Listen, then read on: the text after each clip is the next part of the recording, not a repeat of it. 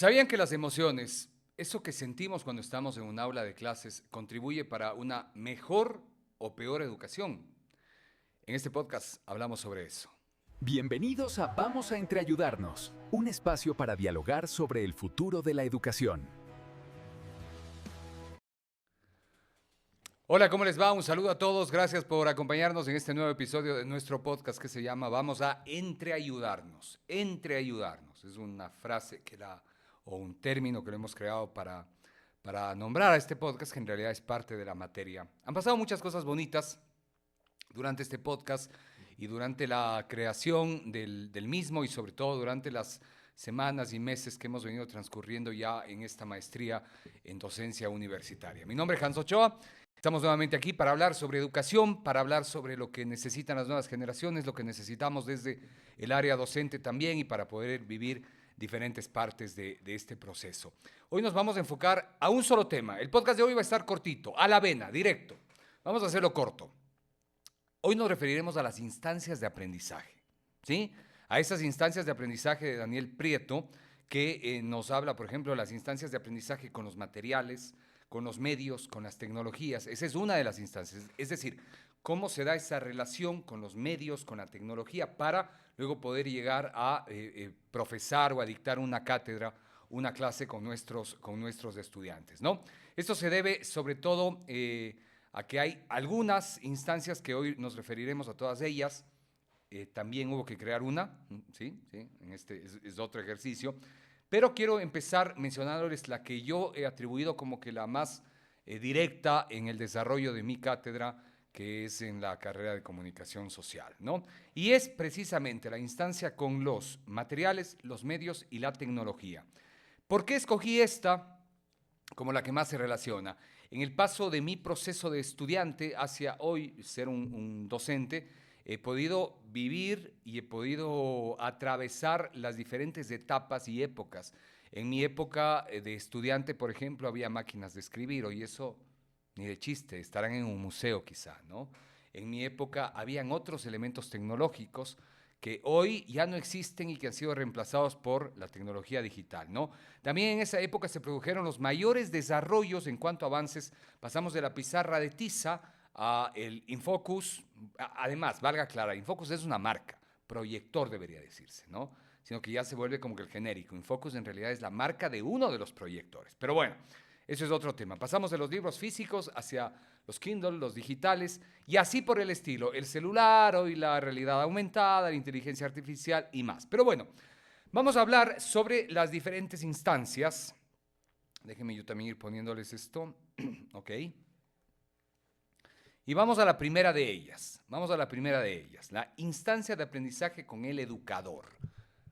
Como ven ahí, esa imagen que ustedes observan, lo que refleja es la instancia que yo cursé cuando era estudiante.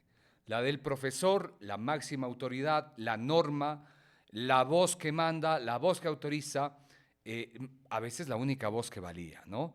Entonces, ese método del educador como la sabiduría y en el cual los libros del educador eran las bases o las fuentes, eso está bien, pero no había un intercambio, una interacción más allá de algo mínimo, ¿no? Y creo y quería tocar esta primera instancia porque es interesante mencionar que un buen educador no solo necesita conocer su materia, necesita otras habilidades blandas en muchísimos casos, otras cualidades incluso.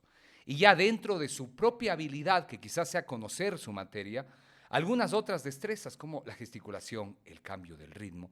Porque imagínense si un profe todo el tiempo les está hablando en el mismo tono y les dice, buenos días, ¿cómo están chicos? Hoy vamos a tener una clase súper entretenida. No es lo mismo que te digan, ok, hola chicos, ¿cómo van? Buenos días. La clase de hoy les va a gustar. ¿Ven? Entonces son algunos elementos o estrategias que se pueden ir utilizando cuando utilizamos la instancia del aprendizaje con el educador. Esa es la primera. Vamos a otra instancia. La siguiente, que nos habla de la instancia con las instituciones o con la institución. En mi caso con la universidad, en su caso con algún instituto o con alguna otra institución. ¿Por qué esta instancia también es importante? Porque las instituciones tienen normas, tienen reglas, ¿sí? Y en mayor o menor medida, en el proceso de enseñanza-aprendizaje, las instituciones están atravesando las decisiones que se toman en las instituciones, que se abra una nueva carrera, que se cierre, que se cree una nueva aula, que haya más plantas, como en el caso de la UDA, por ejemplo, mucha naturaleza. Todas esas son decisiones institucionales que terminan siendo parte de un proceso de enseñanza-aprendizaje. Entonces es otra instancia la que nos marca esa relación con la institución. Vamos a una más. El trabajo en grupo, fundamental, importantísima esa instancia, sin lugar a dudas. Pero aquí hay un tema que quería mencionar en esta instancia, que es el trabajo en grupo. A veces se ha convertido más que en una instancia como en una estrategia. Y muchas veces hasta para ahorrar tiempo o trabajo. Cuidado. El trabajo en grupo, para que funcione como instancia, debe ser algo planificado. Debe haber una rúbrica, una metodología. No solo es, ok, son tantos estudiantes, trabajen en grupo, se reduce, se entrega un solo trabajo, incluso se puede reducir la carga laboral para los docentes y sabemos lo que pasa en los grupos. Si es que no hay un orden, si es que no se ha estructurado bien el grupo, pues probablemente también a nivel de los estudiantes unos resultan trabajando más que otros, ¿no? Entonces, una instancia de aprendizaje que es válida es la del trabajo en grupo, pero hay que desarrollarla con mucho cuidado y con una técnica como tal. ¿Ok? Vamos a la siguiente. En este caso es la instancia de aprendizaje consigo mismo. Como ven ahí, la imagen de la chica, una foto de ella. ¿A qué hace referencia esta? Es el poder hacer un análisis más intrínseco. ¿Quién soy? ¿De dónde vengo? ¿Cuáles son mis características? ¿Mis gustos? Y cómo cada una de esas particularidades, de esas características, puede contribuir a que yo pueda dar de mejor o de diferente manera.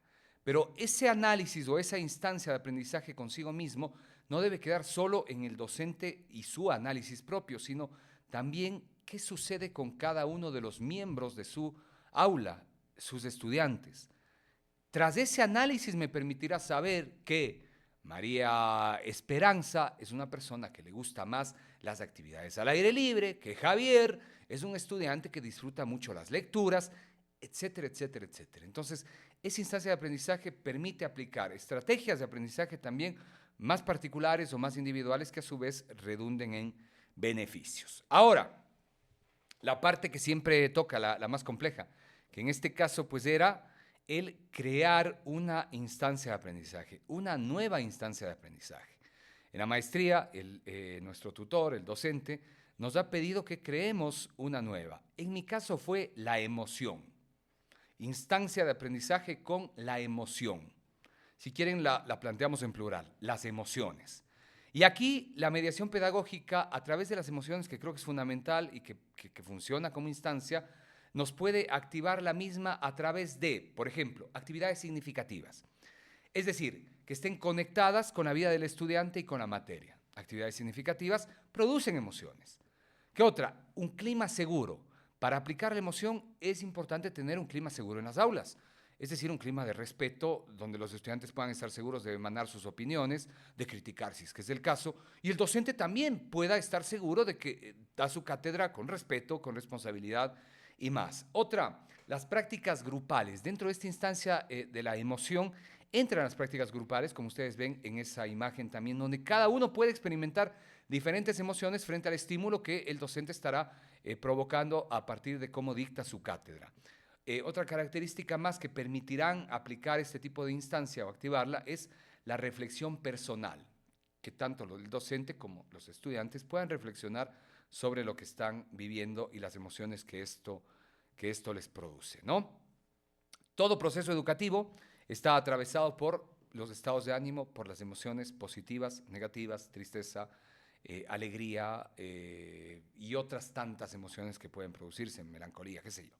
Otras emociones que podrían darse. Y estas, a su vez, permiten potenciar o bloquear el proceso de enseñanza-aprendizaje. Por eso, la instancia de aprendizaje con emoción es muy importante. Vamos a las preguntas.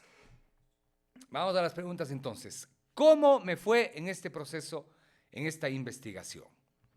A ver, Creo que y conforme va avanzando la maestría y vamos recibiendo más insumos, más información, me atrevo a plantear, siempre ya a esta altura se me cierra la garganta, me atrevo a plantear un problema. Ok, toda la información que hemos recibido es válida y es muy interesante, pero al existir tantas variables, instancias, educar para, y ya verán lo que se viene luego, a ratos digo, puede que esto termine complicando un poco el proceso mismo de la creación, la elaboración y ya luego la difusión de la cátedra. Cumplir con tantos procesos previos a, sobre todo en docentes que quizá no laboran a tiempo completo, puede hacer que se complique su actividad, que se complique su labor. Así es que ese es un punto que lo dejo ahí a analizar. Todo totalmente válido, pero cuidado y nos sobrecargamos de información y de métodos y de procesos que luego en la práctica se vuelven un poco complejos de aplicar. Siguiente pregunta. ¿Cuál es? Ahí dice, ¿qué aprendí? ¿Qué aprendí? ¿Qué es lo que más me queda? Bueno, la verdad que sí, que el tema de ir aplicando las instancias, descubriendo las instancias puede resultar útil para plantear las clases, que son herramientas metodológicas que funcionan, sin lugar a dudas, y que nos sirven para mejorar nuestra clase. La otra, ¿cómo era antes y cómo soy ahora tras haber recibido esta información? ¿Sí? Yo creo que las instancias las he atravesado, muchas veces sin conocimiento, la mayoría de ellas. Y los docentes, creo que ahora que analizan un poquito más y se han leído la parte escrita de esta tesis, se darán cuenta que las hemos atravesado, quizás sin haber tenido el conocimiento de causa necesario como hoy puede ser que ya lo posea. ¿Y cómo me puede ayudar esto en mi labor? Sin lugar a dudas, pues esto es fundamental, me va a ayudar muchísimo, me permite conocer, me permite crear instancias de aprendizaje nuevas, conocer las que he estado transitando, quizá antes dentro de la ignorancia, pero igual las he atravesado. Y la última pregunta, en este caso que planteo, es la siguiente. ¿Qué retos plantea? ¿Cuáles son los retos que se plantean?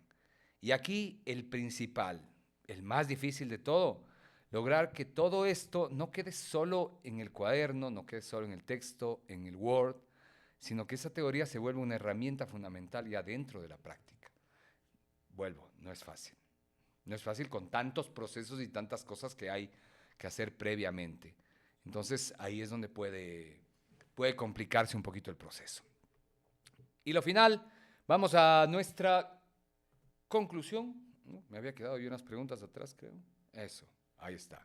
Yo me quedé en las preguntas, allá está bien. Bueno, ustedes sabrán entender. Aquí el tema técnico también, yo solito estoy haciendo todo esto, ¿eh?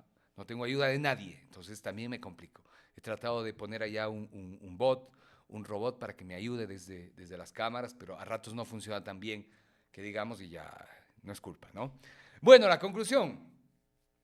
A ver, yo cuando me planteaba la conclusión de esta práctica y de este trabajo, es importante ver cómo el cambio, la evolución en los procesos y la evolución sobre todo en las herramientas que hemos ido utilizando como la tecnología principalmente, sí ha ido cambiando nuestra manera de enseñar. Y conforme avanza y evoluciona, persisten los desafíos de los profesores, ¿sí? Aunque hoy se reconoce el contexto, se está valorando también a los grupos, se valora la individualidad de las personas, de los estudiantes, cosa que quizá antes no tanto.